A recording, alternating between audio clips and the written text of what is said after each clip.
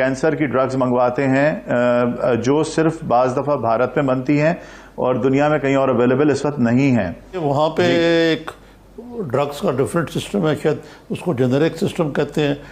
ہم پاکستان میں nuclear bomb بنا سکیں لیکن ہم دوائیوں کا خام مال نہیں تیار کر سکے، اس کی کیا وجہ ہے؟ Hello and welcome my YouTube channel Hindustan special. آج کی پاکستانی میڈیا کی ویڈیو میں عارف نظامی اور زائد سعید نے یہ بتایا ہے کہ کیسے جو دوائیاں بھارت میں بنتی ہیں وہ اور دنیا میں کہیں نہیں بنتی، اور بھارت نے ہمیں دشمنی ہونے کے باوجود مانوتا کا ثبوت دیتے ہوئے یہ لائف سیونگ دوائیاں ہمیں دی. تو چلیے دوستو آج کی ویڈیو کی طرف چلتے ہیں. تو اس وقت ملک میں ایک بڑی ہنگامی صورتحال ہے اور یہ انسانی زندگی سے کھیلنے کا مسئلہ ہے، صحت کا معاملہ ہے. تو اس بارے میں جو بہت وائٹل را مٹیریل ہے لائف سیونگ ڈرگس کا، اس کو درآمد کرنے کی اجازت ہونی چاہے وہ بھارت سے ہی ہو. یہ تو ایک انسانی معاملہ ہے. جی جولائی 2019 میں جب بھارت نے کشمیر کے ساتھ ایک جارحانہ رویہ اختیار کیا تو پاکستان کی حکومت نے یہ پالیسی بنائی کہ بھارت سے تمام تجارت کو بند کر دیا جائے، اور اس کو بند کر دیا گیا. لیکن اس میں ایک ہمارے سامنے گمبھیر صورتحال یہ تھی کہ پاکستان میں تقریباً 45 سے 50% خام مال جو دوائیوں کا آتا ہے وہ بھارتی کمپنیز سے پاکستانی کمپنیز خریدتی تھیں اور ان کو یہاں پر پروسیس کر کے اور دوائیوں میں کنورٹ کرتے تھے. تو یہ جب یکلخت بند ہوا، اور دوائیوں کا معاملہ میں آپ سے عرض کروں کہ اس لیے ذرا سا سینسٹیو ہوتا ہے کہ ہم اگر کوئی مٹیریل کہیں اور اویلیبل بھی ہو تو فوری طور پر تبدیلی نہیں کر سکتے. ہمیں اسٹیبلٹی اسٹڈیز کرنی پڑتی ہیں جو ایک مہنگا پروسیس اور وقت لینے والا پروسیس ہے. تقریباً 7 سے 8 مہینے لگتے ہیں اسٹیبلٹی اسٹڈیز کر کے کسی دوسرے انگریڈینٹ پہ شفٹ ہونے میں. آپ ایک دن میں اس کو شفٹ نہیں کر سکتے. تو ہم نے حکومت کے سامنے یہ معاملہ پیش کیا کیونکہ امپورٹرز جو ہیں وہ ویکسینز منگواتے ہیں اور کینسر کی ڈرگز منگواتے ہیں جو صرف بعض دفعہ بھارت میں بنتی ہیں اور دنیا میں کہیں اور اویلیبل اس وقت نہیں ہیں.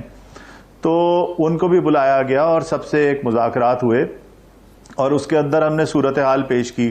ظاہر ہے کہ جس طرح 2019 میں 2 مرتبہ بھارت سے ہماری تجارت تعطل کا شکار ہوئی تھی، تو آلریڈی جو فارماسیوٹیکل مینوفیکچررز ہیں وہ آلٹرنیٹس ڈھونڈ رہے تھے اسپیشلی چائنا کے ساتھ، اور ہم نے ان کے ساتھ بہت سارے پروسیس کو شروع کر دیا تھا. لیکن ابھی وہ وقت نہیں آیا تھا کہ ہم سارا کچھ شفٹ کر سکتے کہ therapeutics goods regulated by DRAP drug regulatory authority of Pakistan, ان کو اجازت دے دی جائے کہ وہ پاکستان آ سکیں.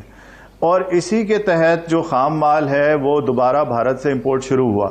اچھا، آپ کو نظامی صاحب میں ایک بات یہ بھی بتاؤں کہ اس دوران کے اندر یعنی ستمبر اکتوبر سے یہ دوبارہ کام شروع ہوا اور اب تک کووڈ کے آنے تک تقریباً 10 سے 15%، یعنی اگر 50% ہم بھارت سے پہلے مال لیتے تھے تو 15 سے 20% اب چائنا کے اوپر ہم شفٹ کر چکے تھے اس دوران میں، اور اب 30 سے 35% بھارت کے اوپر ہمارا انحصار رہ گیا تھا، اور یہ بتدریج روز بروز کم ہو رہا ہے.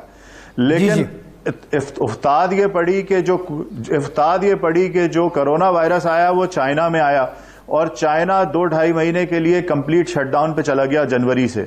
تو ہم نے جو چیزیں شفٹ کی تھی کہ یہ مٹیریل ہم چائنا سے لیں گے، چائنا وہ دینے کے قابل ہی نہیں رہا، اس لیے کہ وہاں پر وبا آ گئی پہلے، اور چائنا جنوری سے مارچ تک کمپلیٹ شفٹ ہو گیا.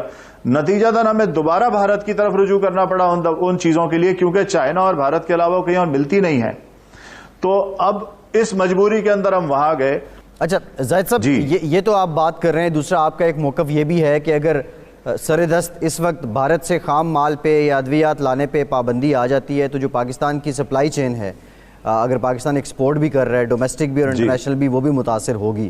تو آپ کو اس کا حل کیا نظر آتا ہے؟ اور یہ جو انکوائری ہو رہی ہے، چھان بین ہو رہی ہے، اس سے کیا فارماسیوٹیکل مینوفیکچررز بھی متاثر ہو رہے ہیں کسی حد تک؟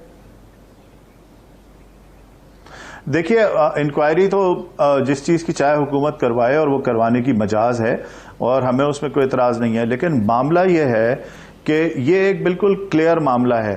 اچھا، ایک جو یہ ابہام ہے نا، میں اس کو ضرور کلیئر کرنا چاہوں گا کہ جی وائٹامنز آئی ہیں. میں آپ کے سامنے مثال پیش کرتا ہوں. ایک وائٹامن ہے جس کا نام ہے فولک ایسڈ. بہت ہی سستا اور بہت عام سا وائٹامن ہے، لیکن وہ بنتا وہاں پر ہے. اچھا اس فولک ایسڈ کو اگر آپ ایکسپیکٹنگ مدرس کو نہ دیں تو بچے سٹنٹڈ پیدا ہوتے ہیں. بہت 90% خطرہ ہوتا ہے کہ بچے کے اندر کوئی کمی رہ جائے گی, اس لیے 9 مہینے تک ماں کو ایک گولی روز کھانی ہوتی ہے, ایکسپیکٹنگ ماں کو. اسی طریقے سے وائٹامن B1 ہے, کہنے کو تو وہ وائٹامن ہے لیکن بیری ڈیزیز میں اگر وائٹامن B1 اویلیبل نہ ہو تو پیشنٹ فوت ہو جاتا ہے, اس کا سروائیول نہیں ہو سکتا. تو وائٹامنز جو ہے وہ صرف طاقت کی چیز نہیں ہے بلکہ اپنی جگہ پہ وہ تھراپیوٹک چیزیں ہوتی ہیں, اور ان کے خام مال یہاں امپورٹ ہوئے ہیں اس لیے کہ وہ تھراپیوٹک گڈز میں یوز ہوئے ہیں. لیکن میں یہ ضرور کہنا چاہوں گا کہ اس وقت کیونکہ ایک ٹربولنس ہے انٹرنیشنلی, آپ دیکھ رہے ہیں کہ امریکہ کے صدر کو بھی کہنا پڑا ہے کہ ایک خاص دوا جو انہوں نے بھارت کو کہا ہے کہ وہ ان کو فراہم کریں.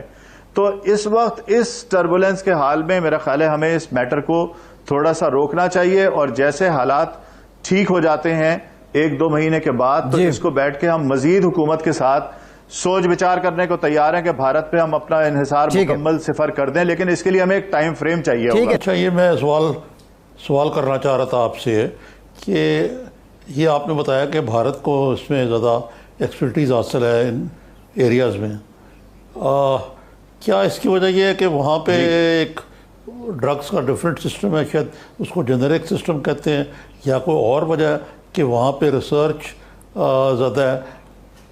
ہم پاکستان میں نیوکلیر بام بنا سکیں لیکن ہم دوائیوں کا خام مال نہیں تیار کر سکیں, اس کی کیا وجہ ہے؟ دیکھیے اس میں آپ کے سامنے 2-3 وجوہات پیش کرتا ہوں. اصل بنیادی وجہ یہ ہے کہ جب آپ کے پاس کنسسٹنٹ انویسٹمنٹ پالیسی نہیں ہوتی تو کوئی آتا نہیں, اور کیونکہ یہ بڑے انویسٹمنٹس ہیں اور ان کو کرنے کے لیے ایک کنسسٹنٹ انویسٹمنٹ انوائرمنٹ آپ کو چاہیے. ہم دیکھتے ہیں کہ حکومتوں کی تبدیلیوں کے ساتھ ساری پالیسیاں تبدیل ہو جاتی ہیں, جو بڑا مشکل کام ہے کسی بزنس کے سسٹین کرنے کے لیے. دوسرا مسئلہ یہ ہے کہ کیونکہ وہاں کنسسٹنٹ پالیسی تھی اور وہاں خام مال بنانا سستا پڑتا تھا دنیا کی دوسری جگہوں سے, لہٰذا USA نے, یورپ نے اور جاپان نے اور دوسری ڈیولپڈ ورلڈ نے اپنے آپ کو آؤٹ سورس کرنا شروع کیا. ان کے پاس کیونکہ ٹیکنالوجی ٹرانسفر کے لیے انوائرمنٹ موجود تھی, انہوں نے اس ٹیکنالوجی ٹرانسفر کو ویلکم کیا, انہوں نے کنڈیوسو انویسٹمنٹ پالیسیز وہاں پر دیں جس کی وجہ سے ملٹی نیشنل کمپنیز بھی وہاں آ گئیں, اور انہوں نے بھارتی کمپنیوں کو اپنی ٹیکنالوجی دے کے آؤٹ سورس کر دیا تاکہ وہ نسبتاً سستے ریٹس کے اوپر را مٹیریل کو کنورٹ کر سکیں. خود تو یورپ اور USA چلے گئے بہت ہائی ٹیک کے اوپر, آپ دیکھ رہے ہیں وہ وائرل ریسرچ کے اوپر اور بالکل بایو ٹیک کے اوپر چلے گئے, اور یہ جو خام مال تھے جو نسبتاً اسینشل ڈرگز ہیں, لائف سیونگ ڈرگز ہیں لیکن بہت سستی ہیں, ان کو انہوں نے آؤٹ سورس کر دیا انڈیا کو, کیونکہ وہاں پر اس کے لیے حکومت کا بنایا ہوا فریم ورک موجود تھا. اور نظامی صاحب آپ یہ بتائیں کہ ہمیں معلوم ہے کہ ہم اسنیک وینم کے اندر, ہم کتے کے کاٹنے کی ویکسین کے اندر پنجاب میں اور صوبہ سندھ میں کتنے مسائل پیدا ہوئے ہیں, اور یہ وہیں سے آتی ہے. کینسر کی بہت ساری ڈرگز ہیں جو وہاں سے آتی ہیں. جو TB کی دوائیوں کا خام مال ہے وہ دنیا میں کہیں نہیں بنتا, اس وقت صرف انڈیا میں بنتا ہے. تو ہمیں ان چیزوں کو دیکھ بھال کے اور ان کے آلٹرنیٹس کر کے, میں یہ نہیں کہہ رہا کہ ہمیں بھارت پر انحصار ختم نہیں کرنا چاہیے, ہمیں ان پر انحصار 100% ختم کرنا ہے, اس لیے کہ ہمیں تو نہیں پتا کہ کس دن وہ پابندی لگا دیں یا کوئی ایسی صورتحال پیدا کر دیں پاکستان کے لیے جس کی وجہ سے وہاں سے خام مال آنا ممکن نہ اور ہمارے عوام مشکل میں آئیں. لیکن اس کے لیے ہمیں اور حکومت کو بیٹھ کے اور کوئی ٹائم پیریڈ طے کرنا چاہیے اور کسی سسٹم کے تحت اس کو کرنا چاہیے. اس طرح نی جرک ری ایکشن پہ نہیں ہو سکتا. میری سمجھ کی حد تک میرا خیال ہے کہ کابینہ کو اس سلسلے میں مس گائیڈ کیا گیا ہے. اگر کابینہ کے سامنے سارے جو ہے وہ حقائق رکھے جاتے تو میرا خیال ہے کہ اس کے اوپر مختلف رویہ ہوتا. زاہد صاحب, PPMA کی میٹنگز نہیں ہوئی کیا کنسرن منسٹر سے یا متعلقہ لوگوں کو آپ نے نہیں بتایا اپنے تحفظات؟ جی ہم نے جو جیسے ہی ہمیں پتہ چلا ہے, کیونکہ گزشتہ 3-4 دنوں سے یہ ساری کیفیت ہے اور آپ کو پتہ ہے رمضان کی ٹائمنگ ایسی ہے اور لاک ڈاؤنز اور ہر چیز اس کے اندر جو ہے وہ ہمیں درپیش ہے, اور اس سارے صورتحال کے اندر ہماری تو جدوجہد یہ ہے کہ دوائیاں موجود رہیں, قیمتیں نہ بڑھیں, شارٹیج نہ ہو, بلیک نہ ہو. ہم تو مکمل فوکس اس کے اوپر کیے ہوئے ہیں. لیکن جیسے ہی ہماری آیا, ہم نے پرائم منسٹر سیکریٹریٹ میں بھی لیٹرز بھیجے ہیں جس میں اس کی وضاحت ہے, اور ہم نے ان سے مزید کہا ہے کہ ہم چاہتے ہیں کہ اگر آپ اس کے اندر کچھ ارجنسی دکھانا چاہتے ہیں تو اس کے لیے بھی جو فارماسیوٹیکل مینوفیکچررز ہیں اور جو ویکسینز کے امپورٹرز ہیں, جو کینسر کے ڈرگز کے امپورٹرز ہیں, ان کو ساتھ بٹھا لیجئے اور بٹھا کے اس کے اوپر فوری طور پر کوئی اسٹریٹجی بنا